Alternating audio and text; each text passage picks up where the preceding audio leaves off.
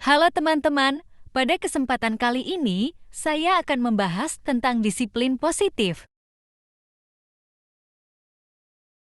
Apakah sobat pernah mendengar disiplin positif?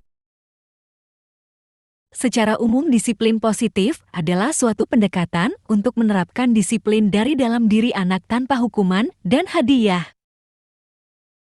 Disiplin positif perlu diterapkan baik dalam lingkungan keluarga maupun lingkungan sekolah. Dengan menerapkan disiplin positif, diharapkan tindak kekerasan dapat dihindari. Pendekatan disiplin positif bukan mengenai anak peserta didik secara langsung, melainkan bagaimana cara orang dewasa yang memberikan dampak dan pengaruh positif kepada anak peserta didik.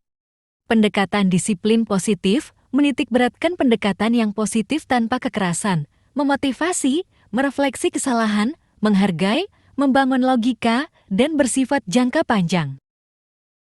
4 tahap yang perlu dilakukan dalam menerapkan disiplin positif.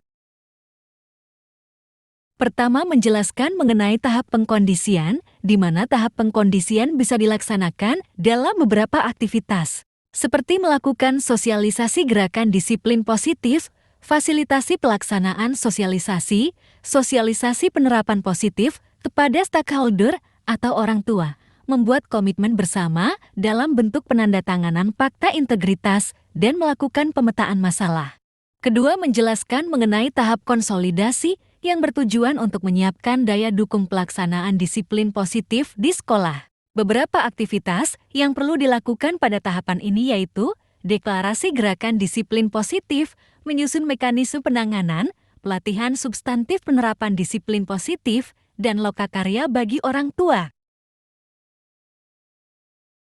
Ketiga, mempelajari tahap implementasi disiplin positif. Implementasi disiplin positif ditandai dengan pembinaan peserta didik oleh pendidik dan tenaga kependidikan dengan saling menghargai dan tanpa hukuman. Penerapan disiplin positif dapat dilakukan dengan penerapan disiplin positif secara menyeluruh dan diintegrasikan dalam proses belajar mengajar di kelas. Keempat, memahami tahap keberlanjutan penerapan disiplin positif di sekolah. Agar penerapan disiplin positif di sekolah bisa dilaksanakan untuk jangka waktu panjang, sekolah bisa melakukan pertemuan kelas, pertemuan evaluasi, monitoring, dan evaluasi penilaian pencapaian. Sekian, wassalamualaikum warahmatullahi wabarakatuh.